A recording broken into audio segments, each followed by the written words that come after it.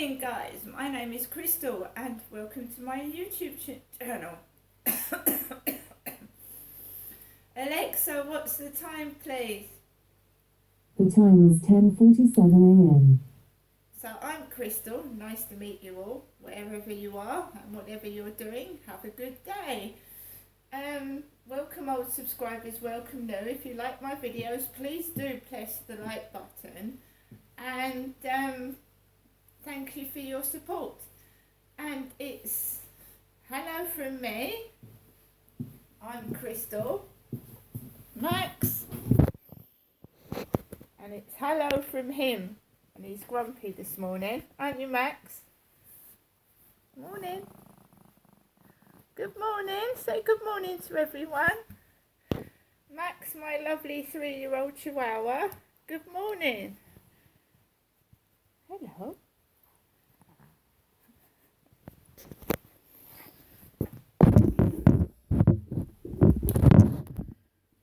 So guys, I've just been out in the very wet weather with Max. One woman and her dog. I've been out walking in the rain and I took it slowly. I threw some rubbish out in the bin. I haven't done any videos because it's wet and I don't want my phone to get broken and saturated with rain. So I went out of my apartment, walked down Common Creek Wharf and just took it easy.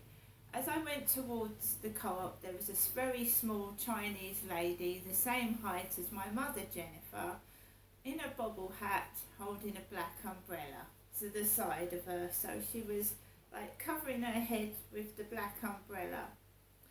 There was a lady with a massive brown dog, about 10 times the size of Max, but he was on a lead. A blonde lady was walking him. The builders were building and I just thought, I'm not going to go on the field. I haven't got adequate footwear. I wasn't wearing Wellingtons. So I decided not to get all muddy and dirty and I started walking around again. So I did a circuit around the flats. And it was wet and it was cold and I just wanted to go home and Max was getting wet. So I decided to walk down the bottom. So I returned, walked around, and I went up where the blue crane is, and it's all lit up at night, and it looks beautiful with blue, sometimes green lighting. And they finished the gym equipment, so you can do your dips and, get fit on the equipment. They've got them throughout Medway, these little gym areas where you can keep fit. And there's a nice little playground for the kids. So it's developing really well. It's getting bigger throughout, and it's going to go right through to Chatham, Rochester to Chatham. You'll be able to walk right through. It's a nice dog walk as well. So when that field obviously gets worked on, I don't know what they're going to do with the Rochester Riverside field near where they're building a school, but you can now. There's some grass down the bottom with some gym equipment, grass, a little playground. It's gradually coming together and it's looking really, really nice. And it's going to be once it's all finished and you haven't got builders like banging and drilling, it's going to be a really nice looking area. It's going to look quite nice and the noise should edge off here as it's all being like more flats are being built, more playground areas are being built down the bottom. So maybe people will start to walk down that way instead of always up this way. They'll walk down and there's gym equipment.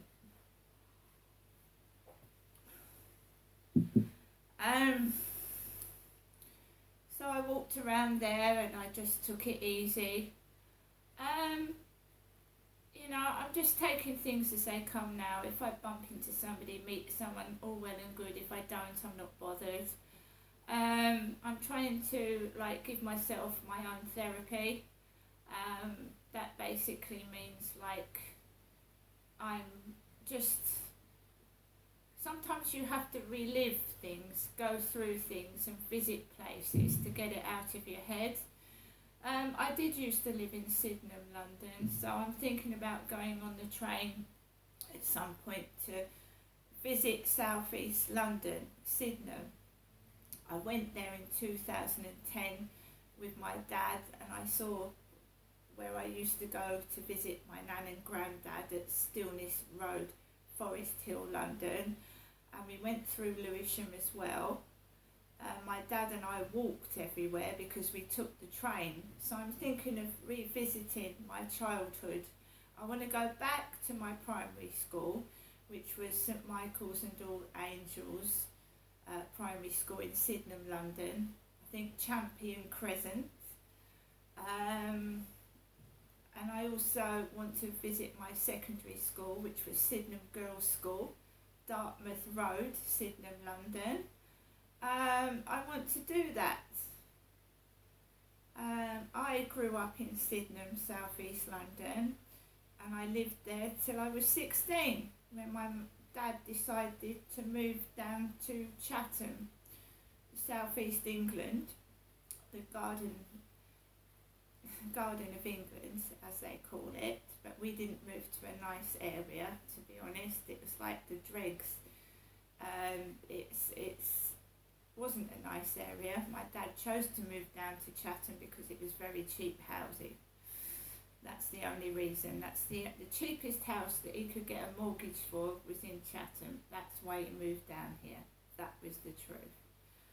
And I was ripped from my friends and my school, and I had to start again in a foreign place to me that I didn't like. But I was born in London. I come from London. I originate from London, and that's where I'll always remember. Although I've lived in Chatham, Rochester, I've lived in Gloucester, London is where I originate from. I was born in Lewisham Hospital. So I'm a London girl. I was born in London, and I will always remain a London girl. And that's, I think, the best times that I remember was being with my nan and granddad, taking me to Catford, to the market, taking me to the town hall in Catford, taking me to places. So when it comes to where you want to be at the end, those are my happiest times, I think. My nan and granddad were more like parents to me than my own parents were. They spent more money on me, more time, and they seemed to care about me more than my parents. So I spent a lot of time with them, and they did spoil me because my dad had said to me when I was younger that I was an experiment. He said that I'm going to give you nothing and your sister's going to get everything, and we're going to see how you both turn out. And Amanda has now sadly passed away. She passed away in 2011 of multiple sclerosis. So my dad, you know, the children that were born to my parents, my brother died before he was 2 months old. My sister died at 36. I'm the only remaining child of 3, and my dad tells me that me and my sister were an experiment, and he was allowed to do that to us. He should have been in prison. He should have been put in prison for life, and he was allowed out, and he ruined my life and he ruined my sister's. And I'm just saying, I want compensation, and I want to know why he was allowed to get away with what he did. And I think that I am entitled to know, to go back to records of 1967 when my brother Dylan died. I'm sure there's newspapers with the piece with my brother in the paper. I want to see it. I want to know it all. I'm an adult, and I believe now, the grand old age of 54, I'm entitled to know the truth. And what really happened, not just hearsay from the second-hand sources.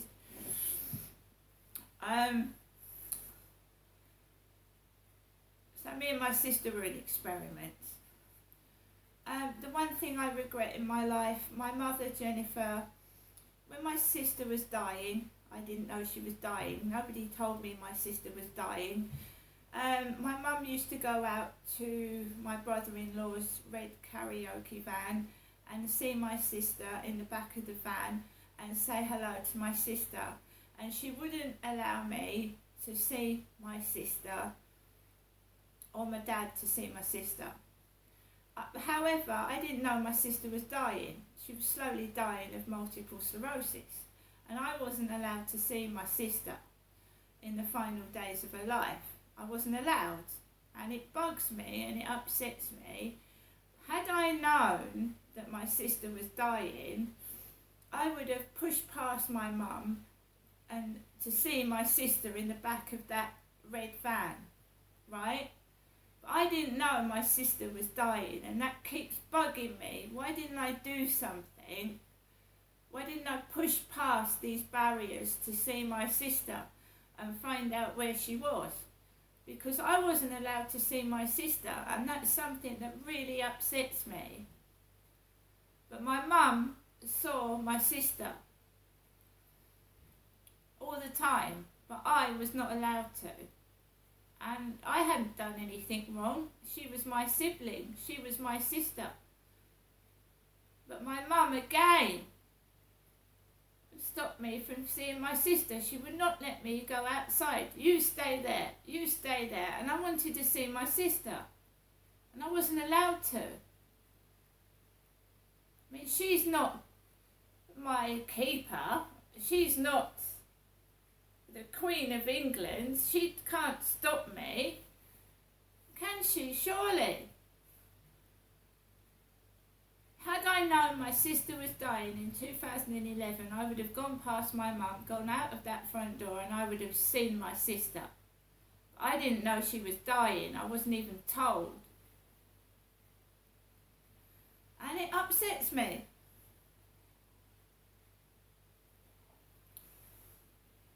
Right.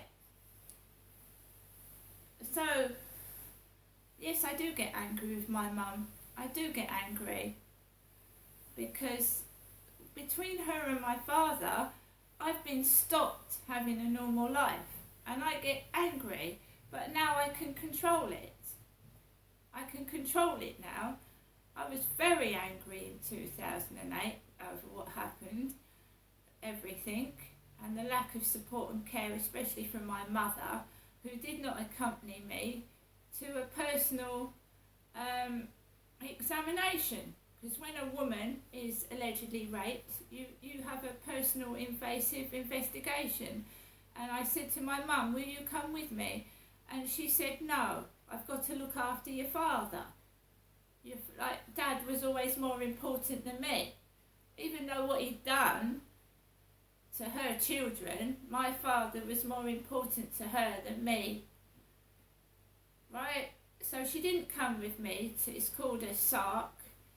When a woman is allegedly raped, she gets an invasive, examination. And my mum would not come with me. I do not feel I've ever had the support of my mother. So there you are. I mean, I forgive and I forget, and I go and see my mum. But she's like a big kid. She's nearly 80, and she thinks this mickey taking of me is funny. She laughs, and it's funny. And saying that to me this morning has hurt me, and this is why I feel depressed after she rings. So can you understand? That she says to me, I'd rather have your company than nobody's at all. She's lost her baby years ago. She's lost Amanda, and she's like ice cold. There's no heart there, is there? It feels like that sometimes, you're so selfish. There's other people in this world apart from you. And sometimes I get a bit like my mother, because I've grown up with my mother, keep talking about herself day after day after day after day. So you've got to understand that I've had to live like that with my mum keep going on about herself. Like there's nobody else in this world sometimes.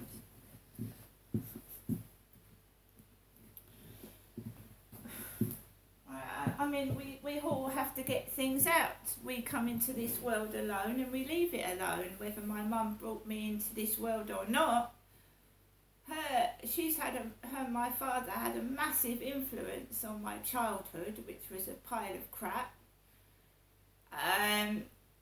She was supposed to adore my sister. My sister dies far too young. And, you know, she doesn't visit my sister's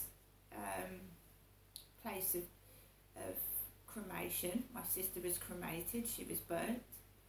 I believe my brother Dylan was buried in London, but I don't know where exactly. I don't know where my sister was cremated because my mum would not go to my sister's funeral. I wanted to go, but my mum refused to go. Then my dad refused to go. And then obviously I don't know where she was. So because my mum said she wasn't going to my sister's funeral, my dad wouldn't go. They didn't go to their own daughter's funeral. Selfish parents can produce selfish children. You listen to your parents, you grow up with your parents, you watch what your parents do and you learn from them.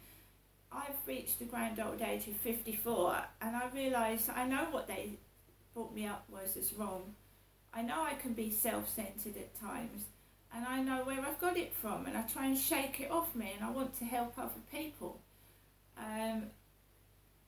They weren't fit to be parents. They weren't fit for purpose. They were just not fit to be parents, either of them. And they brought me into this world in a sexual orientated, violent start. My brother had died in a violent manner. My dad should have gone to prison for life, but he didn't. He was let out and he continued to do to me what he'd done to my brother. Right?